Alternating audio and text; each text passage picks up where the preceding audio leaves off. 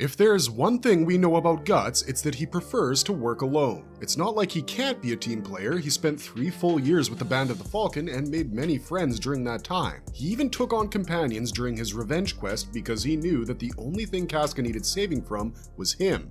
Guts prefers the life of a lone wolf because that way he can live, fight, and die on his own terms. He has no distractions, no obligations, and he certainly doesn't want to burden the people that he has a connection with by exposing them to his malice. Very rarely does he accept allies, and that prospect takes a nosedive if you're an apostle. But there is one offer that he maybe should have considered a little bit longer, considering how closely it aligned with his true desires, and that was an alliance with Emperor Ganishka. In this video, we're going to explore what would have happened if Guts agreed to join the Dread Emperor, so make sure you stick around until the very end of the video. The convergence of two beasts among men. The Black Swordsman versus the Dread Emperor. Like we mentioned in our intro, Guts is capable of teamwork when it's absolutely necessary. And after what he did to Casca in chapter 190, it became absolutely necessary. Before that, Guts had spent 2 full years by himself, hunting down apostles in search of the God Hand. The journey was extremely taxing on his mind, body, and soul, because in order to beat those of the darkness, he enveloped himself within it. And by doing so, he nearly lost the essence of his own humanity. Guts had spent most of his life fending for himself. His formative years were spent paying off the life debt Gambino made him think he was owed. To him, Guts was nothing more than a stray dog his former lover Shisu picked up during their travels. After her death, he was simply stuck with it. The mercenary leader tried to get rid of him by putting him in precarious positions during dispatches and even going so far as paying someone to violate Guts, but nothing worked. When he lost his leg in battle, Gambino started treating an actual dog better than he treated Guts. He blamed the boy for his personal problems. Then, one night, he tried to take his life in a drunken stupor. The child swordsman had to kill the man he considered his father in self-defense, and on that day he learned an important lesson. Your life was yours to do with as you pleased. If someone else tried to take it from you, you must fight vigorously to defend yourself, and never trust anyone that cannot treat you like an equal. This base instinct for survival kept him alive for his first 15 years, and it's what he reverted to following the eclipse. Guts had become so unhinged and used to fighting for himself that he felt like a monster, and the Black Swordsman arc is a grim reminder of what he is actually capable of when he doesn't have something to protect. It's because he needed to keep Casca safe that Guts took on Farnace, Serpico, Isidro, and Shirke as traveling companion. He's pretty careful about how he handles himself around them for the most part, but whenever Guts lets himself get consumed by the Berserker armor, that feral, bestial side of him resurfaces. It was that side which allowed him to slay dozens of Makara between chapters 269 and 270. A single one of those things can sink 10 warships before sustaining lethal damage, so technically speaking, Guts had just soloed an entire fleet. He would have turned on his friends because of the armor's influence had Daiba not shown up, and since the Grand Wizard's spells shook the Berserker swordsman into a panic, Shirke was able to bring him back. Once conscious, Guts enlisted Serpico's help because he knew this wasn't a fight he could win alone. Together, they tied up Daiba long enough for the former to figure out a solution to their Kundalini problem. And that solution was absolutely bonkers if we're being honest with you guys, but it was also typical Guts. He offered himself as an intermediary for a spirit of flame, which set his whole body on fire. He used this fire to break into the Kundalini's aqueous body and butcher its actual body, which gave him a moment of respite, but not long enough. As soon as Guts and Serpico defeated Daiba, Emperor Ganishka appeared, and considering what happened next, we're surprised we still have a main character. But let's talk about Ganishka for a moment because he and Guts have had surprisingly similar lives. Ganishka was born the crown prince of the Kushan Empire, but because of the inherently cutthroat nature of Kushan politics, he had to fend for himself from an early age. When he was 6 years old, his own mother tried to kill him because she wanted his younger brother to ascend the throne, not him. Ganishka survived, killed his brother instead, and felt nothing when he heard that his mom had flung herself from a window. The Snake Prince honed himself to the edge by becoming the alpha in a den of vipers. He killed all those who opposed him and inspired a fear so great that eventually his own father became terrified of him. Ganishka rose to the throne thanks to a trail of blood, but once he became king, conquest was the only thing that could sustain his soul. Like Guts, Ganishka spent most of his life on the battlefield, cheating death. He felt as though that was the only place for him, which is a sentiment echoed by the Black Swordsman. Their goals might have differed in that Guts was fighting to survive and Ganishka was fighting to conquer, but war is war. Both men have had to contend with their families turning on them, both men have had to kill their fathers, and both men possess a beast-like darkness that would scare the living daylights out of a normal person. But where Guts chose to serve a purpose greater than himself, Ganishka doubled down on his selfishness and became an apostle. He gained immense strength as an apostle, quite possibly being the strongest of his kind during his lifetime. And he put on a show for the ages in his first face-off with Guts. Ganishka commended him and Serpico for running through his Makara like they were a pack of dogs, but war was never easy, and the Dread Emperor knew that. Still, he wanted to know how a mere 2 swordsmen could accomplish such a feat, and he took a special interest in Guts because of his brand of sacrifice. Ganishka didn't see it, but he could sense that this man was somehow connected to the Abyss. But he took it to mean that he was working for the Falcon. That earned Guts and Serpico an instant death sentence as far as he was concerned. Ganishka zapped them twice with his lightning, but they managed to survive both times thanks to their quick thinking and Shirke. She told Serpico to erect a bulwark to protect them from the first attack, and the second one didn't quite stick because Guts and Serpi scattered before it hit. Ganishka regrouped immediately and went after the bigger threat, but he couldn't fathom how Guts managed to live through a direct hit from a lightning bolt. What he didn't know was that the only reason he was still breathing was because the Berserker armor tanked the impact. A shocked Ganishka unleashes a final bolt of lightning at an unarmored Guts, but this time, it's his brains that keep him alive. The Black Swordsman uses Dragon Slayer as a lightning rod to redirect Ganishka's electricity, and it brings them to a stalemate. As long as he had his sword deflecting lightning off of him, he could rest and recuperate. But once he took hold of it, he would be prone again, and this time there wouldn't be any witty escape routes for him to exploit. Just as he was contemplating how to get out of his situation, an unexpected path presented itself to him in the form of a rather unexpected offer.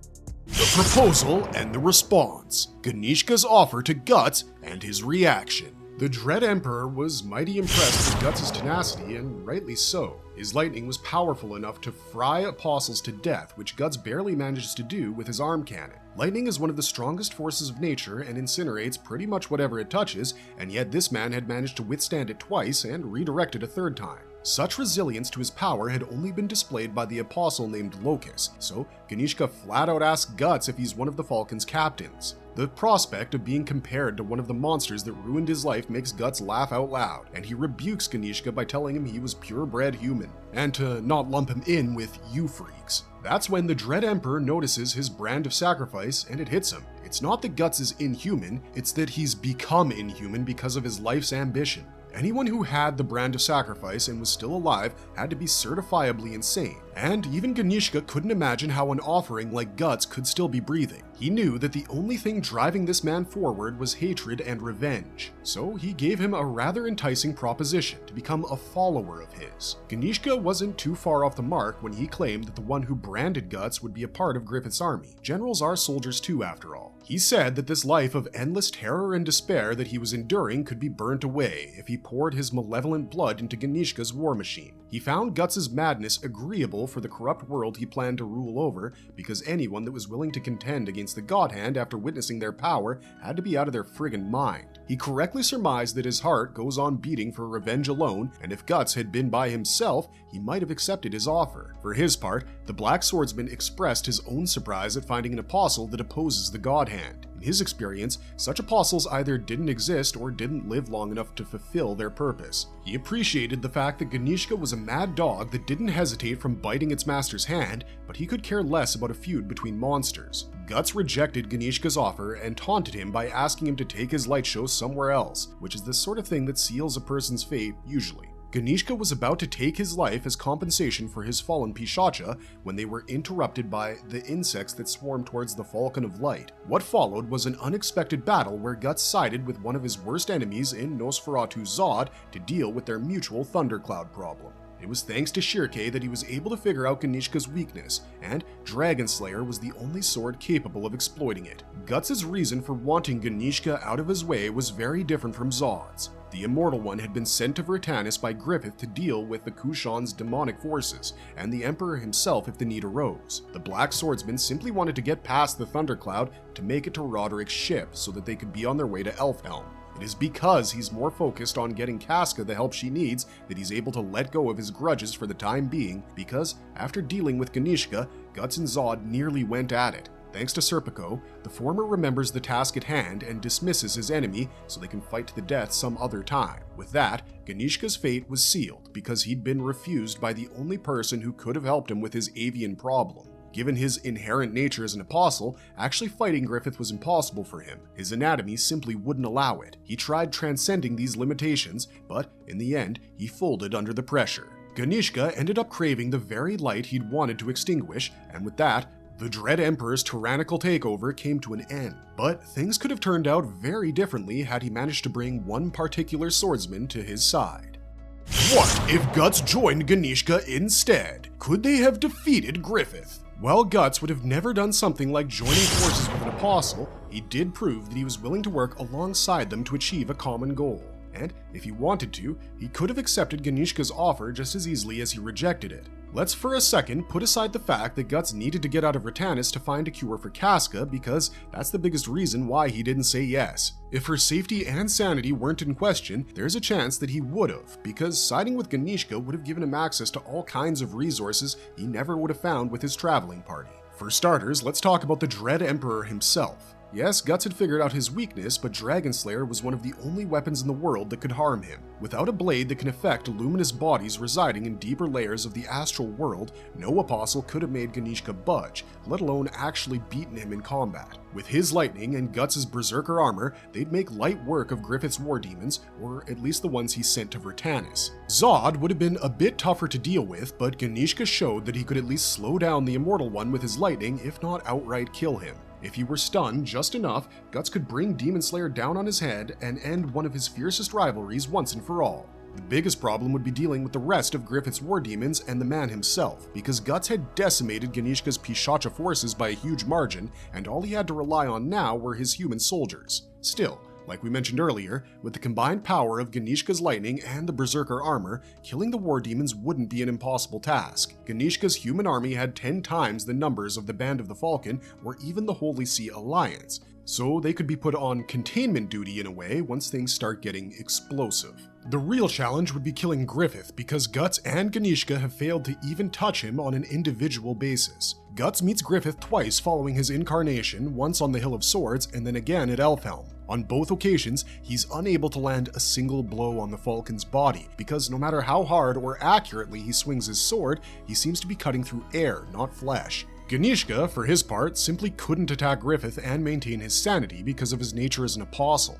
Apostles are natural servants to the God Hand. The latter has an instinctive control over the former's thoughts, feelings, and actions. The Dread Emperor tried blasting Griffith to hell in chapter 282, but in the very next chapter, his released state was blown apart by the sea wind. The Falcon made him feel his powerlessness in the presence of his true master, and Ganishka ended up resorting to using the man-made Behelit to transcend his limitations. If he joined forces with Guts, that would perhaps not be necessary, because each of them has a sorcerer in their crew that knows more about magical matters than they. Shirkei is the Black Swordsman's resident astral guide, and Daiba is a man that is so deeply entrenched in the dark arts that Guts mistakes him for an apostle at first. Once the latter understands the true nature of the enemy that he was trying to take down, he was sure to start working on a new way to defeat what he now knew to be God on Earth. Daiba knows what apostles are, how their bodies work, and why they're so hated by mankind. I mean, he created the man-made Behelit for idea's sake. Deconstructing one of the most powerful magical objects in Berserk to birth demon soldiers is something not even Granny Volvaba would attempt to do, and she's the witchiest witch Elfhelm has to offer. It's not too big of a stretch to think he might also know more about the God Hand than any other mage in the world. With his and Shirkei's combined knowledge and powers, as well as the military genius of Guts and Ganishka, it's very possible that this unexpected alliance could have given Griffith the greatest run for his money up until that point in the story. But that's about as far as they would get. If Guts and Ganishka actually managed to halt Griffith in his tracks, then the whole Fantasia situation could have been avoided. Ganishka wouldn't have turned into a spirit tree, and Guts would have resolved his greatest emotional conflict that didn't involve Casca a lot earlier than expected. Griffith was at the outskirts of Vritanis when he was fighting the Dread Emperor. All he had to do was join him and launch a surprise assault almost immediately after. Heck, he could have even blackmailed Ganishka into obeying him if he didn't play ball, because he is the only man capable of killing him, and it's hard to imagine the Black Swordsman passing up such an advantage. However, all of this is if they get through Griffith's defenses, and that's a huge if. Even before the great roar of the astral world, the Falcon was nigh untouchable. Arrows would fly through his body or around it. No human weapon could affect him anymore, and magic users were liable to be sucked into his torrential ode if they tried to battle him on astral grounds. In short,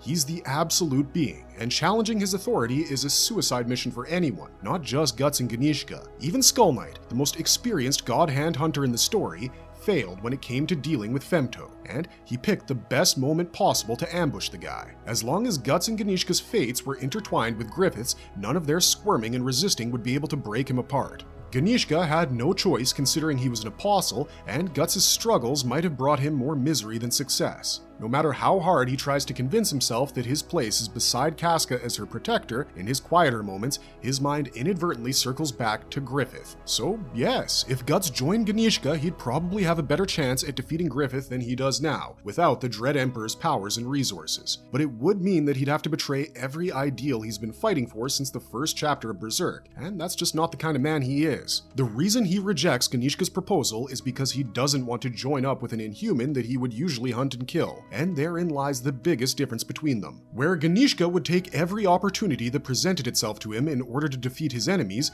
Guts wouldn't compromise on his ideals for the same. And that, ladies and gentlemen, is why he's called the Struggler, for he is the eternal embodiment of the human spirit. Marvelous verdict! Guts and Ganishka would certainly be an odd pairing if we've ever seen one, but with the right motivation and the right plan, they could have become the only team capable of burying the Falcon of Light once and for all. However, we do recognize the fact that this is just our opinion. Now that we've expressed it, we'd like to know yours. What do you guys think? Would Guts and Ganishka have been powerful enough to stop Griffith if they put their differences aside? Let us know in the comments section, and we'll see you guys in the next one. Until then, keep on struggling, strugglers.